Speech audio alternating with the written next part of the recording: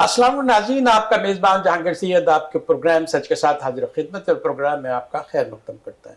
नाज़रीन, जिस तरह के आप जानते हैं कि हमारे प्रोग्राम का फॉर्मेट ये है कि किसी इख्तिसासी फील्ड से, स्पेशलाइज फील्ड से, उसकी स्पेशलाइज शख्सियत को हम यहाँ मदऊ करते हैं और हम उनसे वो सवालात करते हैं जो आपके जहन में होते हैं और आप समझना और जानना चाहते हैं। आज खुशकिस्मती से हमारे साथ एक अहम तरीन मेहमान मौजूद हैं और जो अभी सुप्रीम कोर्ट के जो है वो वकील भी हैं और साथ साथ general secretary Karachi bar association के न्यूली इलेक्टेड जो है जनरल सेक्रेटरी हैं। नाम उनका है मोहम्मद नईम मेमन। आज बड़े मारूफ और जाने माने हैं, बड़ी मसरूफियात हैं आपकी लिए, उसके बावजूद भी हमने आपसे कहा कि भाई देखें, आप हमारे प्रोग्राम में तशरीफ़ लाएँ। आपके जो विजन है, आप जो करना चाहते हैं, जिसकी वजह से आपको कामयाबी मिली है, वो कामयाबी के तस्करा आप करें, ये बताएं कि जो कुछ भी मसाइल हैं उसके पर तो हम सवाल करेंगे।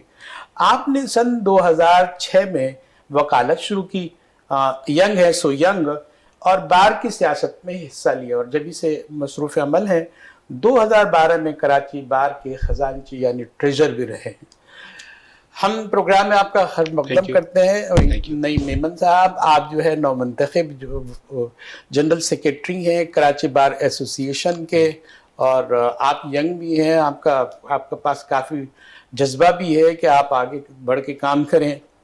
आज जब आपको मंतखब आपको किया है तो आपके जहन में कोई फ्यूचर विजन होगा, कोई प्लानिंग होगी, कोई आपके रिफॉर्म्स होगी। जो रिफॉर्म्स रिकॉर्ड पर है उस पर तो लोग मुतमईन नज़र नहीं आते हैं, लेकिन मुख्तसरन मैं एक सवाल के तौर पर पूछना चाहता हूँ कि आपका विजन क्या है और जो अभी फ्रेश रिफॉर्म्स हुई हैं उसमें आप क्या कमी महसूस कर सकते हैं और अपना क्या इनपुट डाल सकते हैं। बिस्मिल्लाहिर्रहमानिर्रहीम। आपका बहुत शुक्रिया, आज आपने मुझे अपने स्टूडियो में मदऊ किया। बहुत कम अरसा होता है कराची बार में, हर बार एसोसिएशन में 1 साल का अरसा होता है और बहुत सारे ख़यालात होते हैं, बहुत सारे आपके जहन में आइडियाज़ होते हैं जिनको आप इम्प्लीमेंट कराना चाहते हैं।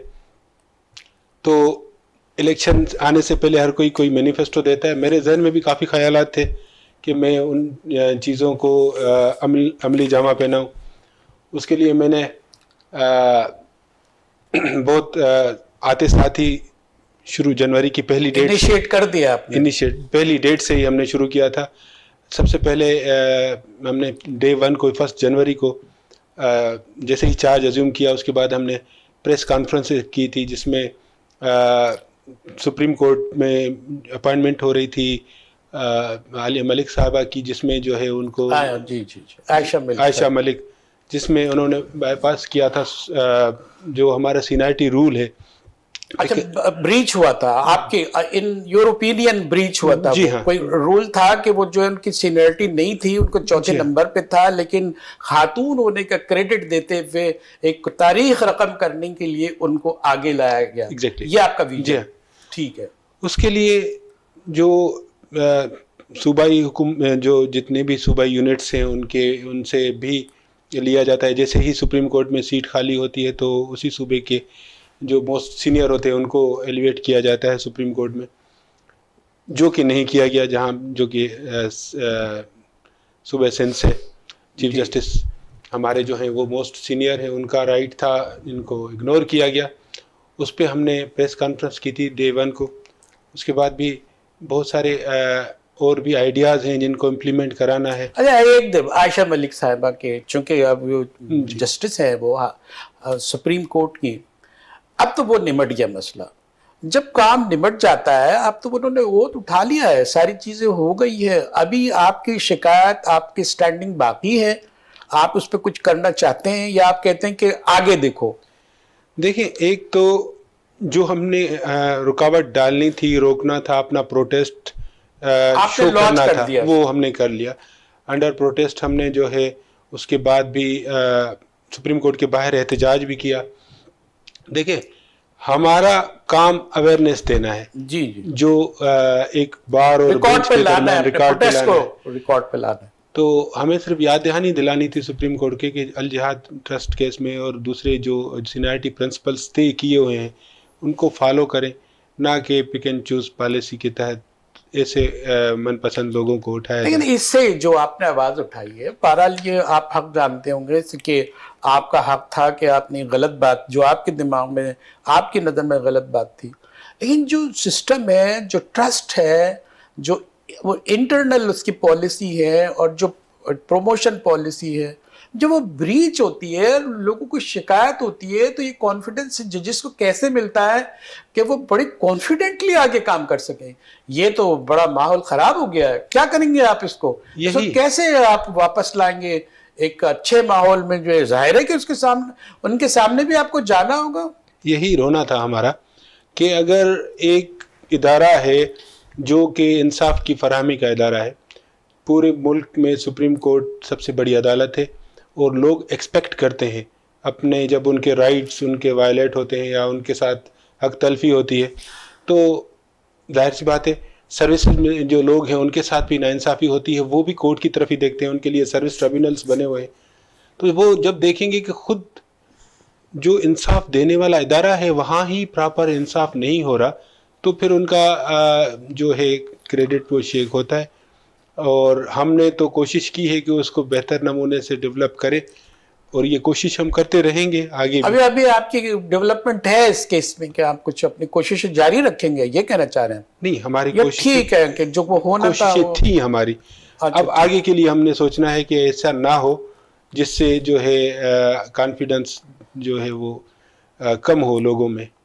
अच्छा, जो जुडिशल रिफॉर्म की हम बात कर लेते हैं, नए जो है अदालती इस्लाहात आई हैं और जो नई तब्दीलियां आई हैं, और जो ऐसा कहा जा रहा है, जबकि आप भी ऐसा कहते हैं कि ये इस्लाहात जो आई हैं, जो रिफॉर्म्स आई हैं, ये जुडिशरी के लिए बहुत ज़बरदस्त है, बेहतर है। क्या आप मुतमईन हैं, या इसमें भी आपको कोई एतराज़ है और आप इसमें कुछ चाहते हैं कि कुछ अमेंड हो, कोई फॉर सेक ऑफ बेटरमेंट पे रहा हूँ कि ये नहीं कि जाहिर है कि आप कोई ज़रूरत बहुत ज़्यादा थी जुडिशल रिफॉर्म्स लाने की, क्योंकि हम जो अंग्रेज़ वाले दौर का कानून है उसी कानून को अभी तक फॉलो करते आ रहे हैं। खुद अंग्रेज़ पता नहीं कहाँ से कहाँ निकल गए, उनके यहाँ तो कॉन्स्टिट्यूशन भी रिटन नहीं है, जो उनके जहन में होता है वक्त और हालात के साथ वो मोल्ड कर लेते हैं, चेंज कर लेते हैं, कानून में तरामीम उनके यहाँ होती रहती है। हमारे यहाँ वही कस्टम्स है ना, कुछ जी हाँ रिवायात है, कुछ रस्मात है। बिल्कुल ऐसा ही मैग्ना कार्टा हो गया और बहुत सारे कुछ रिटन डॉक्यूमेंट्स पर इतने बड़े करैक्टर बन जाता है ना वो। जी हाँ, लेकिन ज्यादातर वहाँ पे जो आप इस वक्त का जो कानून है वो उनके हालात के साथ तब्दील होता रहता है। फ्लेक्सिबिलिटी है, बहुत ज्यादा फ्लेक्सिबिलिटी। हमारे यहाँ कानून जो बना हुआ है, एक पैटर्न दिया हुआ है, उसी पे चलना होता है। अब वो वक्त नहीं रहा, ये 1898 का कानून और 1909 का कानून अब अगर हम देखें तो अब 21वीं सदी में है, और इस वक्त ज़रूरत है कि इनको तब्दील हो।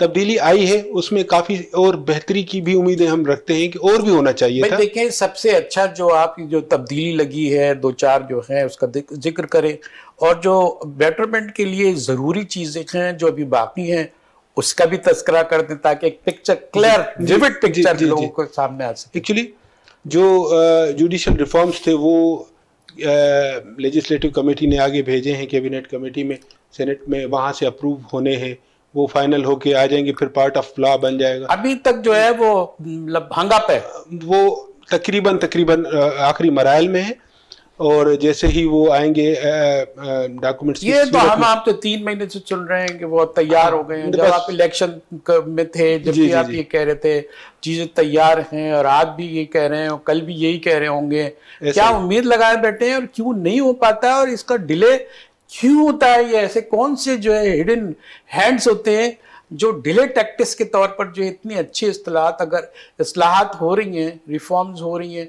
उसमें भी जो है वो देर हो रही है? नहीं, तकरीबन वो हो चुका है, क्योंकि देखें कोई भी लेजिस्लेटिव प्रोसेस होता है, लेजिस्लेचर एक अलहदा से पूरा पिलर है जिसको कहते हैं आर्गन ऑफ द स्टेट। 70 साल हो गए। हाँ, उनका एक 70 वहां से हिसाब लगाया। अभी लेजिस्लेशन नहीं पूरी हो रही है, रिफॉर्म पूरी नहीं हो रही है, डिले मौजूद है, आपकी शिकायतें भी मौजूद हैं। अब भी आप कह रहे हैं कि इसमें बहुत बेहतरी की जरूरत है, ये तो आप ही लोग कह रहे हैं ना। बिल्कुल ऐसा ही है, क्योंकि जैसे मैंने अर्ज किया कि 1909 1906 और 1908 का एक कानून है पीपीसी, हमारे यहाँ 1898 का, उसमें बहुत ज़्यादा तब्दीलियाँ आ गई हैं। प्रोसीजर हमारे पास, क्रिमिनल प्रोसीजर जो है वो अब एप्लीकेबल इस वक्त के दौर से, और अगर हम उसका मुवाजना करें तो बहुत ज़्यादा उसमें तरामीम की ज़रूरत है।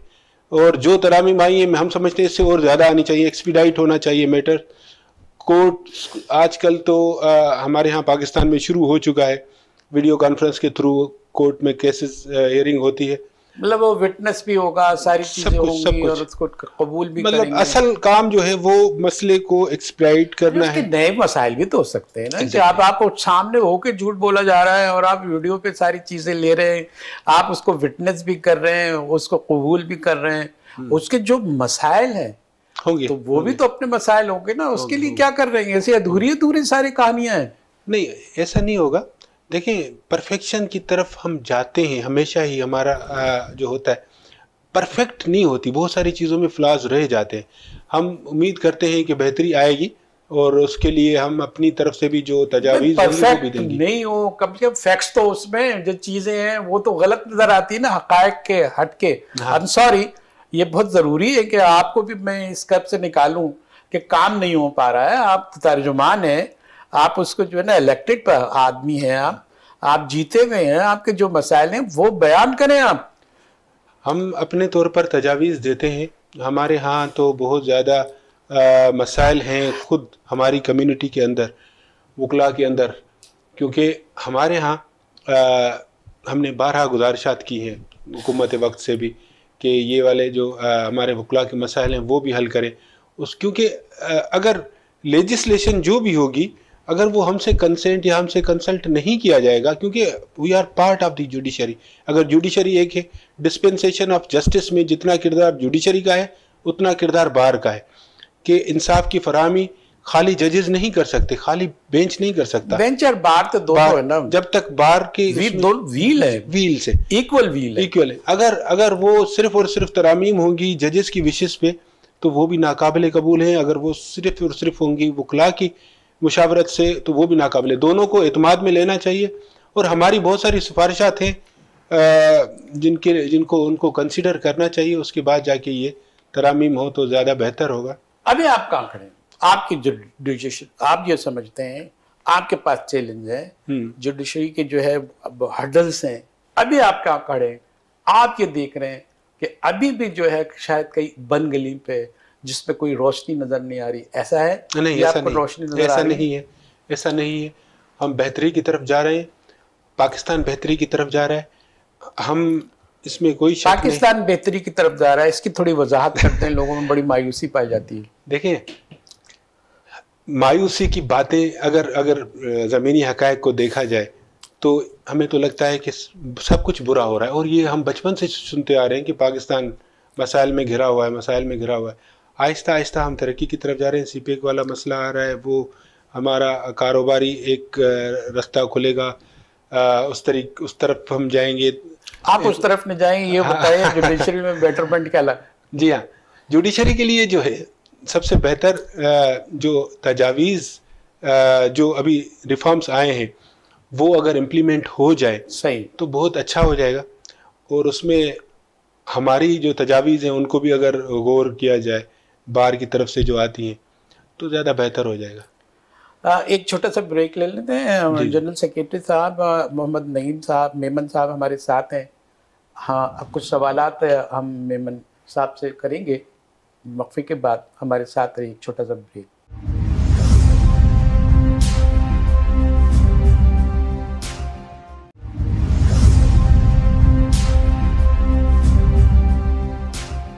वेलकम बैक नाज़रीन, प्रोग्राम में दोबारा हम आपका खैर मकदम करते हैं। आज हमारे साथ सुप्रीम कोर्ट ऑफ पाकिस्तान के वकील हैं और general secretary Karachi bar association के न्यूली इलेक्टेड हैं और बड़े जिम्मेदारी के साथ अपने फ़राइज़ अंजाम दे रहे हैं, मोहम्मद नईम मेमन साहब। आप सिलसिला हम दोबारा करते हैं, आपके साथ सवालात करते हैं। ये कि आज का वकील, जैसे नए वकील आ रहे हैं, उनसे ये लोग खुल के बोलते हैं कि वकील जो है वो सिर्फ डिग्री लेके आते हैं, एक ये भी मसला है। दूसरी बात ये है कि जो उनको हर्डल होती है, जो सिस्टम की आपने ख़राबी बताई है, वो भी मसला है। तीसरी वकीलों को जो है सिक्योरिटी का मसला भी सब आता है, और वकील कभी कभी इतने ब्लास्ट हो जाते हैं, और वो जो इतना, तो वो लोग कहते हैं कि यार तो लड़ाई बढ़ाई भी बहुत अच्छी तरह जानते हैं, कराटे वराटे भी बहुत जानते हैं। इससे भी जो है ना वो जो मयार होता है, वकील तो जो है इंसाफ और तराजू और तवाजुन की बात करता है। ये सारी जो चीज़ें नज़र आती हैं, लोग परेशान हो जाते हैं, अब किसके पास जाएं। हकीम भी जो है वो तो मार रहा है, और जो ये क्या कहेंगे आप इस बात? देखिए, असल में वकील अल्लाह ताला का नाम है, वो एक सिफत है। वकीलों का जो असल काम है वो दूसरों को हकूक दिलवाना है। सही है, सही है। एक ऐसा तबका जिनके साथ नाइंसाफ़ी होती है, हक तलफी होती है, वो आते हैं घिसे पिटे और एक मतलब तकलीफ़ में हमारे लोग वकील के पास आते हैं कि हमारा ये हक तलफी हुई है, आप हमें ये हक दिलवा दें। तो हमारा काम है हक दिलाना, और जो ज़िम्मेदारान हैं उनको अपने फ़राइज़ याद दिलाना कि ये आपके फ़राइज़ हैं, आप इन पे अमल करें। अब अगर वो ही नाइंसाफ़ी और हक तलफी हमारे साथ हो तो फिर गुस्सा आना एक फितरी अमल है, लेकिन उसका ये मकसद नहीं है कि उसको हम अपने तरीके से हल करें। उसका भी एक कानूनी तरीका है, उसका भी एक क्योंकि कानून ऐसी चीज़ है जो हर क्राइम की, हर तकलीफ का मदावा आपका इंसाफ सब चीज़ों का एग्जैक्टली। लेकिन इंसाफ का नाम सब इस्तेमाल करते हैं, लेकिन इंसाफ देता होते हुए, डिलीवर होते हुए नजर नहीं आ रहा। नहीं, इंसाफ होता है, लेकिन जो आपकी ख्वाहिशात, हमारी ख्वाहिशात है, ज़रूरी नहीं है कि उन ख्वाहिशात के मुताबिक हो। बहुत सारी चीज़ें ऐसी होती हैं जो हमें पसंद नहीं होती, लेकिन हमारी ख्वाहिश होती है कि ऐसा हो, ऐसा नहीं होता।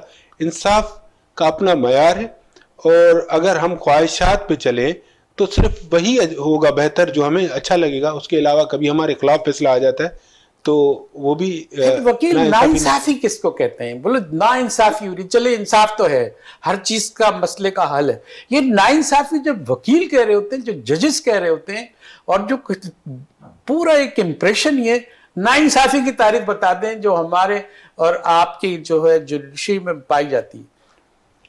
देखिए, हर वो इंसान जिसको रिलीफ नहीं मिलता वो ये समझता है कि मैं नाइंसाफी, मेरे साथ नाइंसाफी हुई है, और फिर वो जाता है हाई कोर्ट का हो तो सुप्रीम कोर्ट में जाके नया उसका इंसाफ मिल रहा होता है। आप वो कहता है मैं जो है ठीक था।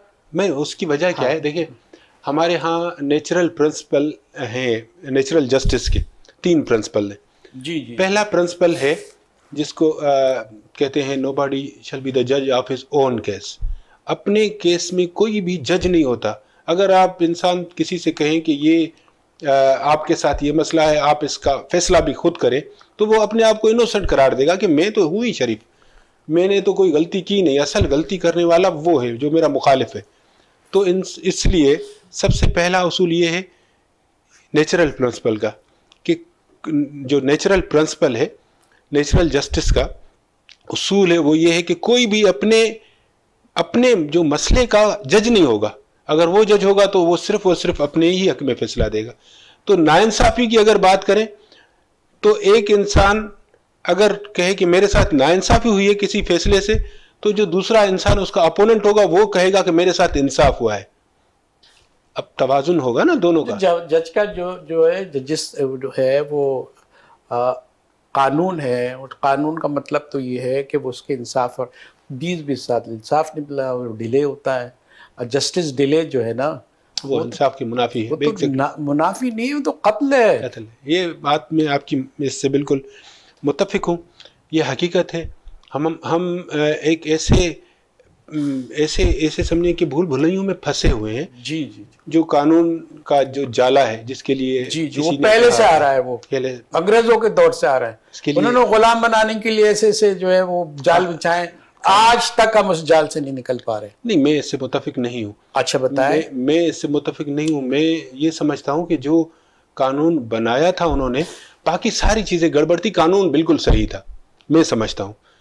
उसकी वजह क्या है कि उन्होंने जब तक उनका दौर रहा, नाइंसाफ़ी नहीं रही, अपने खिलाफ भी उनके फैसले आए हैं। आप देखें, पाकिस्तान की इस्टेब्लिशमेंट के बाद भी अगर कोई जज था कार्लिनियस, उनके आप फैसले देखें, उनके फैसले बोलते थे। अब भी आप उनके जो भी निकाल के देखें फैसले, तो आपको पता पड़ेगा कि क्या इनका मयार था, उससे पहले भी आप देखें तो वो हम समझते हैं कि इंसाफ ही की वजह से इन्होंने यहाँ पे 200 साल हुकूमत की। बाकी जो है नाइंसाफ़ी तो हुई है, वो एक अलग है, यानी कि जो अगर इंसाफ की फरहमी में नाइंसाफ़ी हुई है वो नहीं हुई। देखिए आप ये कहना ये चाह रहे हैं जो out law through the right law, सही कानून के जरिए ला कानूनियत फैलाई जा रही है। आप इसको डिफेंड करेंगे, आप देखिए एक हमारे यहाँ कानून है अनलॉफुल असेंबली, वो उन्होंने अपने लिए बनाया था।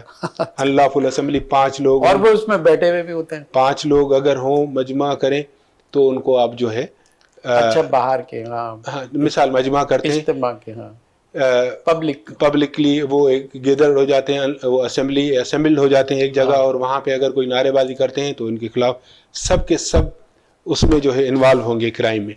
तो कुछ उन्होंने अपने आप को प्रोटेक्ट करने के बनाए थे कानून, इसमें कोई शक नहीं। लेकिन जैसे उनके खिलाफ अगर कोई भी एहतजाज होता तो वो कहते कि इन्होंने हमारे खिलाफ एहतजाज किया, ये अनलॉफुल असेंबली है, इसकी ये सज़ा है। लेकिन ऐसा नहीं है कि सारा का सारा जो है उन्होंने सिर्फ अपने आप को प्रोटेक्ट करने के लिए बनाया था। बहुत सारे कानून वो नादार और जो पिसे हुए लोग थे उनके लिए भी बना था। मैंने आपकी तकरीर सुनी है, जब इलेक्शन में आप बात कर रहे थे उसमें ये है कि एक तबका ऐसा है जिसके ख़िलाफ़ आप काम करना चाह रहे हैं, वो जो है वो तबका बहुत ही पावरफुल है और सारे इक़्तिदार पर वही काबिज़ है, कानून पे भी वही काबिज़ है। आप जो है जो थोड़ा कंपैरेटिव गरीब वकला हैं और यंग वकला हैं जो सोचते हैं कि बेहतरमेंट आए और उसके ख़िलाफ़ आप लड़ रहे हैं। हम ये तो पूछे तो सही कि आप किस बला के खिलाफ रखें, उसकी शक्ल तो दिखाएं। तो वो शक्ल ये होती है कि वो जो हमारी तकरीर से आपकी तकरीर की जो भी जनरलाइज बात हो रही होती है उसमें ये है कि हम एक ख़ास तबका है जो हमें बांधे हुए है और हमारी कानून शिकनी पे हम कहीं ना कहीं मजबूर हो जाते हैं। कहीं जुडिशरी नज़र आती है, कहीं कानून इस तरह अवतला नज़र आता है। आप क्या कहेंगे? देखिए मैं अपने तौर पर ये कहूँगा कि जो तकरीर जो हमारे इलेक्शन से पहले जो मैनिफेस्टो होता है, मैं अभी भी उसी पे खड़ा हूँ। और वो क्या है उसका बिल्कुल कैच लाइन बता। जी हाँ, वो सिर्फ और सिर्फ वेलफेयर ऑफ द लॉयर्स था, वकला की बेहतरी थी। वकला के लिए हमने आते साथ ही काम किया है, हमने बार को डिग्निफाइड करने में अपना रोल प्ले किया है और करते रहेंगे।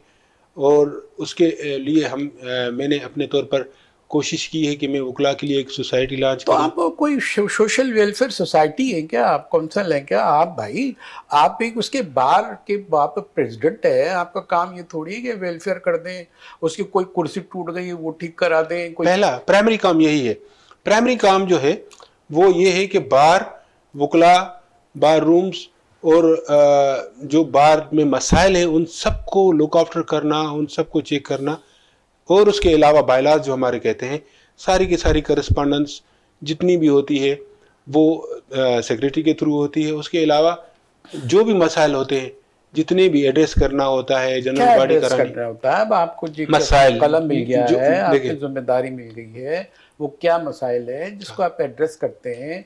ये काम वेलफेयर का काम तो एक वेलफेयर जो सोसाइटीज़ होती हैं वो कर लेती हैं आराम से। और वो आप उसको कहीं इधर का भी उसमें आदमी होता है, उधर का भी होता है, उसके इलेक्टेड होने के लिए अब क्या ज़रूरी है जो आपने ये जिम्मेदारी संभाली है?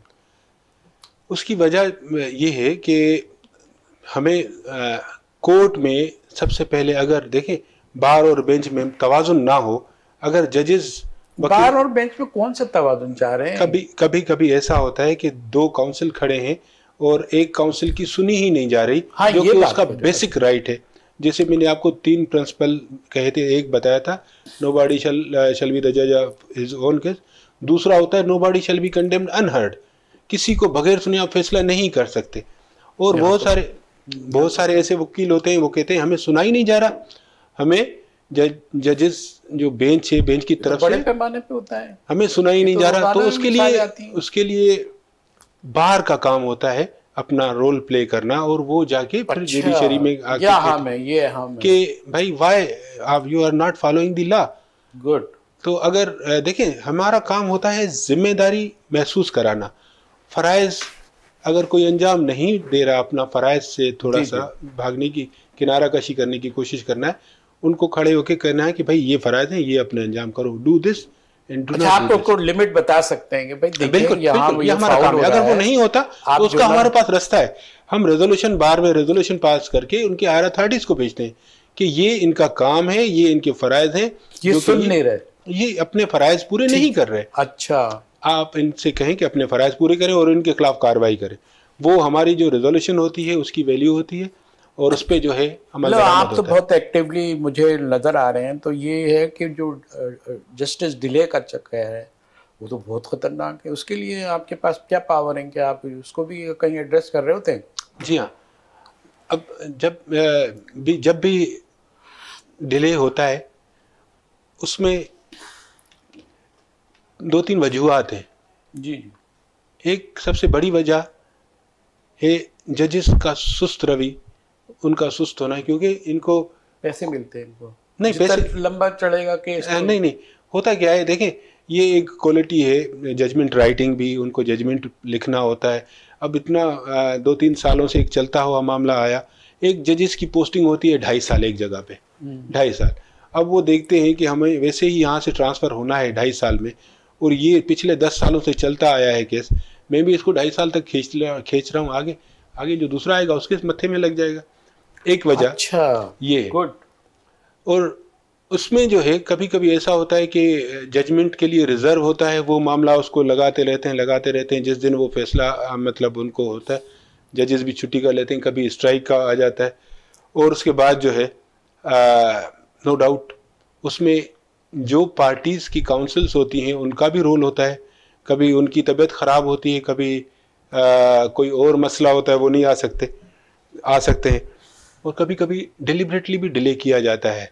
अच्छा, क्यों? वाई? क्योंकि एक पार्टी को पता होता है कि मेरा केस कमज़ोर है और मैं अब ये जो है I am not in a position to win this case. अच्छा, तो ये भी एक फैक्टर है, लेकिन ये लिमिट बिल्कुल छोटा है, इसका जो पोर्शन है वो बहुत छोटा है। असल जो वजह है वो, जब आपका ग्राउंड ही आपका कमजोर होगा तो आप क्या फाइट करेंगे? लीगली फाइट होती नहीं ना। होता है तो बहुत कम पोर्शन ऐसा है। ज्यादातर इसमें जिम्मेदारी जजेस की है, क्योंकि जजेस को पावर है कि अगर कोई डिले करता है, आप कोई एडजर्नमेंट की एप्लीकेशन देता है तो वो उनकी कैंसिल कर दें, उनकी एप्लीकेशन डिसअलाउ कर दें और अपना केस चलाएं। लेकिन वो भी चाहते हैं कि भले ये लिंगर ऑन होता रहे। तो सुप्रीम कोर्ट ऑफ पाकिस्तान के जो है वकील हैं, एडवोकेट हैं, ये हाई कोर्ट में एडमिट हो गया केस, समझे आप, और वो जो है वो अपील एडमिट हो गई, अपील हो रही। तो नीचे की लोअर कोर्ट में केस कैसे चलता रहता है जब एडमिट हो गई एक चीज, और वो पूरा आखिर तक एग्जीक्यूशन भी कर सकता है, सारी चीजें कर सकता है। तो इसके लिए जब एक कोर्ट में केस चल रहा है तो अगर उसको जब तक के स्टे नहीं दे वो करता रहेगा। जी हाँ, करता रहेगा। कानूनी तौर पर ये है कि जब भी अपील दाखिल होती है, अपील का मकसद ये नहीं है कि नीचे वाली प्रोसीडिंग रुक जाएगी। अपील का मकसद ये है कि एग्जीक्यूशन चलती रहेगी, और अगर एग्जीक्यूशन रोकने के लिए उनमें जो इंटरलोक्यूटरी एप्लीकेशन है, अगर वो लग जाती है कि मीनवाइल आप एग्जीक्यूशन को तो रोकें, ये हो सकता है हमारी फेवर में आ जाए फैसला। इन केस अगर वो नहीं लगती और यहाँ से एग्जीक्यूशन अलो हो जाती है, हाँ, और अपील जो है उसकी फेवर में हो जाती है दूसरी पार्टी के, तो फिर सूरत हाल आ जाती है कि अब क्या करें, एग्जीक्यूशन भी हो गई। तो उसमें सीआरपीसी में, कानून में ये रास्ता दिया गया 144 में कि 147 है या 144, उसमें ये है कि वापस रिवर्स हो जाएगी। क्या रिवर्स हो जाएगी? एग्जीक्यूशन जो है उसमें 144 की एप्लीकेशन लगेगी, 147 और 144, I don't remember it this time. तो उसमें क्या होता है कि उसमें वो प्रीवियस पोजीशन में आ जाएगा। यानी कि सपोज ए ने केस दाखिल किया बी के खिलाफ, और ए वो केस जीत गया बी के खिलाफ। बी ने अपील दाखिल की कि ये फैसला गलत है, और ये ए ने जो है एग्जीक्यूशन भी उसकी चल रही है, और एग्जीक्यूशन भी अलो हो गए, उसको सब कुछ मिल गया, पोजीशन मिल गई, सब कुछ मिल गया। बी ने अपील अपने फेवर में, वो उनके फेवर में आ गई। अब बी कहेगा कि फैसला तो मेरे हक में आ गया, लेकिन ये प्रॉपर्टी तो मुझे दिलवाएं, क्योंकि एग्जीक्यूशन में उधर चली गई है, तो उसके लिए नया केस दाखिल करने की जरूरत नहीं पड़ेगी। उन्हें 144 और 147 की एप्लीकेशन लगानी पड़ेगी कि ये सारी चीजें जो वैसे पहले थी वैसे ही हो जाए। तो वो एक सिंपल एप्लीकेशन से तो वो फिर दोबारा जो है वो जो वापस उसी को मिल जाए प्रोसिक्यूशन का। हाँ, प्रोसिक्यूशन नहीं, ये मैं सिविल की बात कर रहा हूँ, प्रोसिक्यूशन तो क्रिमिनल में होता है ना। अच्छा, लेट ये इसमें क्या होता है?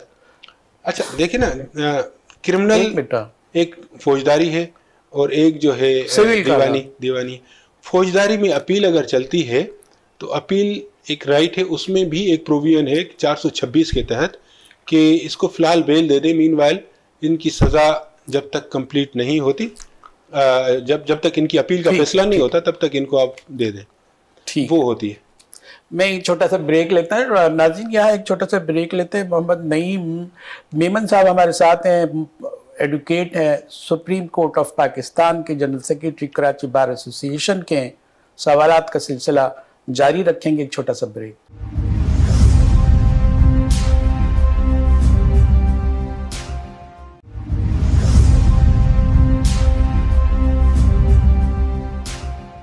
वेलकम बैक नाज़रीन, दोबारा हम प्रोग्राम में आपका खैर मकदम करते हैं। हमारे साथ मोहम्मद नईम मेमन साहब हैं, वकील हैं, सुप्रीम कोर्ट ऑफ पाकिस्तान के, general secretary Karachi bar association के, और वकालत का भी तजर्बा आपका सन 2006 का है, और बार की सियासत में भी आप भरपूर हिस्सा लेते रहे हैं, और सन 2012 में भी आप कराची बार के ख़जानची यानी ट्रेजरर मुकर्रर हुए हैं।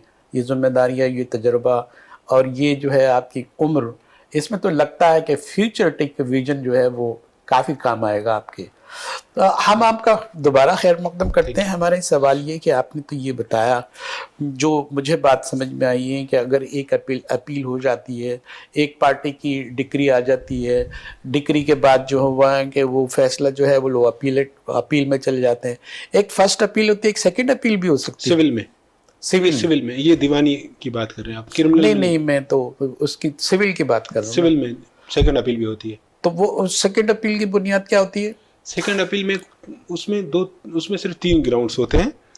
उसमें सिंपल सा देखा जाता है कि कोई ऐसा इशू, मटेरियल इशू है, वो प्रॉपरली डिटरमाइन नहीं हुआ। अच्छा, इश्यूज जो होते हैं जो उसकी फैक्ट्स एंड फिगर्स ठीक नजर नहीं आ रही ग्राउंड, और इसमें जो है कोई ग्रॉस इलीगलिटी हुई है, प्रोसीजर में जो प्रोसीजर दिया गया है सीआरपीसी सीपीसी में, उसको प्रॉपरली अडॉप्ट नहीं किया गया, या कोई और वजह है जिससे पूरा का पूरा ये केस की नोयत ही तब्दील हो जाती है। अच्छा, केस की नोयत तब्दील, उसमें सेकंड अपील होती है। सेकंड अपील की 3 सिर्फ ग्राउंड से। अरे ये जो, हाँ जी क्रिमिनल की एक अलग होता है।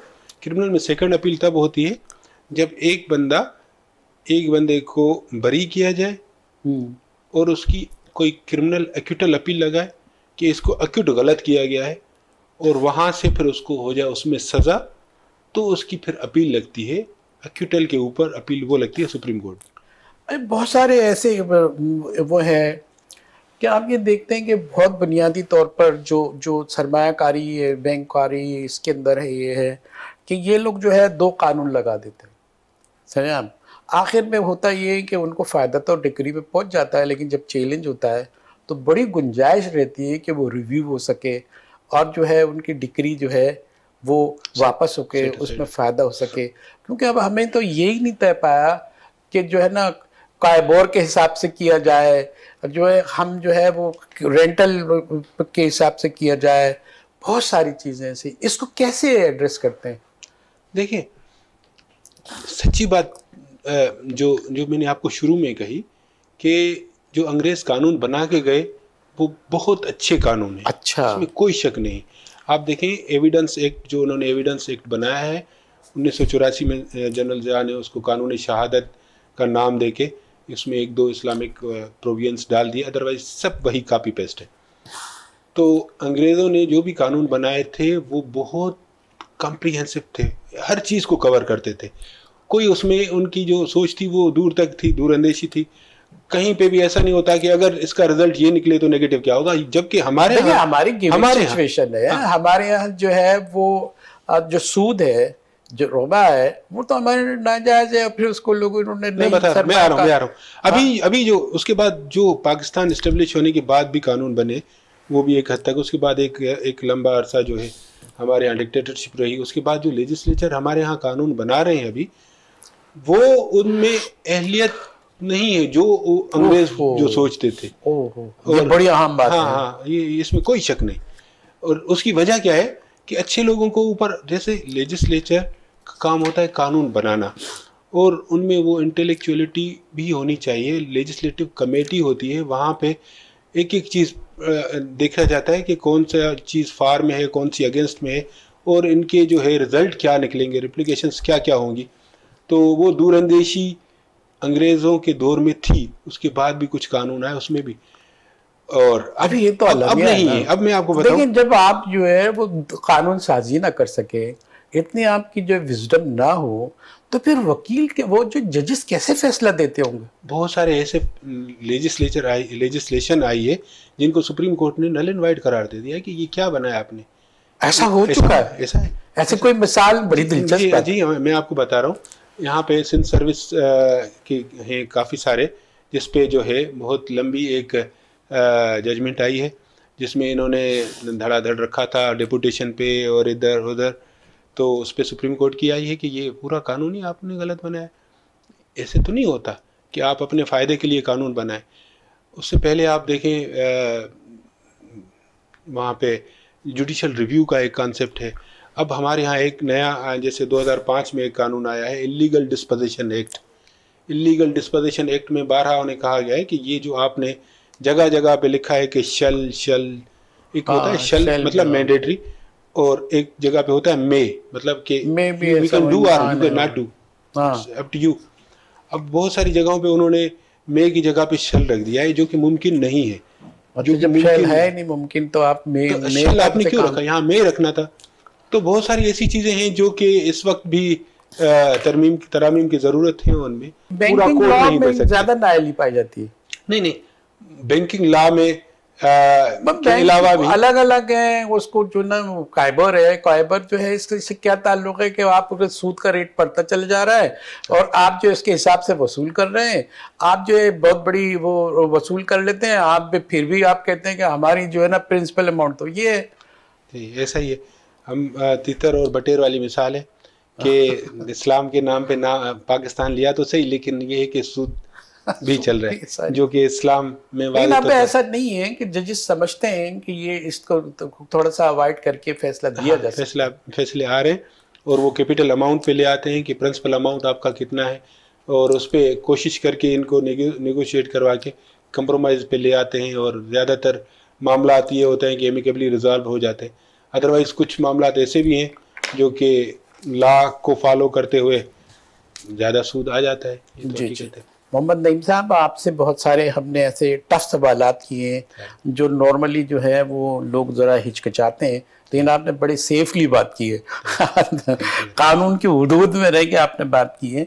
जनरल सेक्रेटरी हैं आप कराची बार एसोसिएशन के। आपने ये भी बताया कि जो है वो आपने जो अपना प्रोग्राम रखा था वो अभी ताज़ा है और उस पर अमल दरामद भी हो रही है। जो आपका एजेंडा था उस पर आप कुछ कर भी रहे हैं, बेहतरी का सामान कर रहे हैं। और चूँकि जब आदमी यंग हो, आदमी पुरजोश हो और वॉर्मली जो है उसके जज्बात हो, कुछ करना चाहता हो, तो उससे उम्मीदें भी बहुत होती हैं। इसीलिए आपसे को देख के उम्मीद ज़्यादा लगाई जाती है कि आप ज़रूर इसकी अमेंडमेंट के लिए, जो बेहतरी के लिए, जो रिफॉर्म्स है, जुडिशल रिफॉर्म है, उसके लिए जहाँ भी है आप जद्दोजहद करते रहे भी हैं और करते भी रहेंगे। इसी तवक्का के साथ हम चाहेंगे कि आप दोबारा आएँ, हमसे बात करें। आप रिप्रेजेंटेटिव हैं अपनी एसोसिएशन के। हम आपका शुक्रगुजार हैं कि आपने टाइम निकाला। नाज़रीन, हम यहाँ अपना प्रोग्राम का इख्तिताम करते हैं अपने मेहमान मोहम्मद नईम मेमन के साथ। जहांगीर सैयद आपके मेज़बान को इजाज़त दीजिए। इंशाअल्लाह फिर कभी मुलाकात हो गई, नईम साहब से बात करेंगे। फिर तब तक के लिए इसी खाने में इजाज़त। फिर दूसरे प्रोग्राम में आप हमें देखते रहेंगे और वो सवालात हम करते रहेंगे जो वक्त की ज़रूरत है।